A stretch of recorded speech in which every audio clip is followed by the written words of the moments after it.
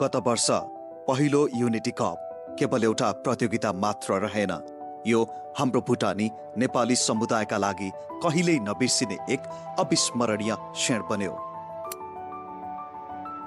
पश्चिमी तटदेखि पूर्वी तटसम्म देशभरबाट आएका टोलीहरू एउटै मैदानमा एउटै मन लिएर एउटै उद्देश्यका साथ भेला भए। त्यो ऊर्जा, त्यो उत्साह, त्यो एकता हामी को हौं भन्ने कुरा फेरि एकपटक सम्झायो।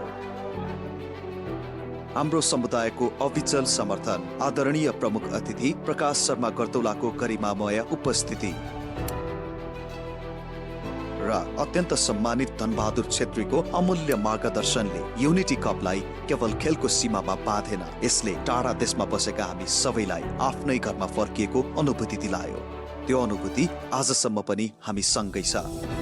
र यस वर्ष हामीलाई अझ प्रेरणा दिनुहुन्छ ड्युरेबल फ्रिडम फाउन्डेसनका अध्यक्ष आदरणीय हरि बङ्गाली अधिकारीज्यू, जो भुटानी शरणार्थी समुदायको अधिकार, न्याय र आवाजका लागि दीर्घकालदेखि निरन्तर वकालत गर्दै आउनुभएको छ।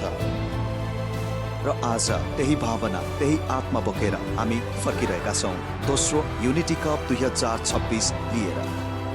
बालबालिकादेखि युवा र अनुभवी खेलाडीहरूसम्म यो हाम्रो भुटानी र नेपाली समुदायका हरेक पुस्ता, हरेक कथा र हरेक सपनाको उत्सव हो। यो केवल फुटबलको कुरा होइन, यो सँगै आउनुको कुरा हो। हामीले बनाएका सम्बन्धहरूलाई अझ बलियो बनाउने कुरा हो र टाढा देशमा पनि घरको अनुभूति सिर्जना गर्ने कुरा हो।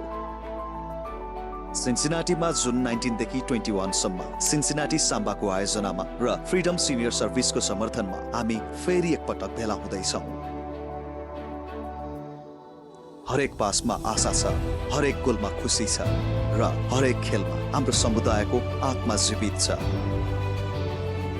यो नै हो युनिटी कप 2026, जहाँ हामी फेरि एकजुट भएर गर्व, अपनत्व र घरको अनुभूति सँगै बाँड्न आउँदैछौँ।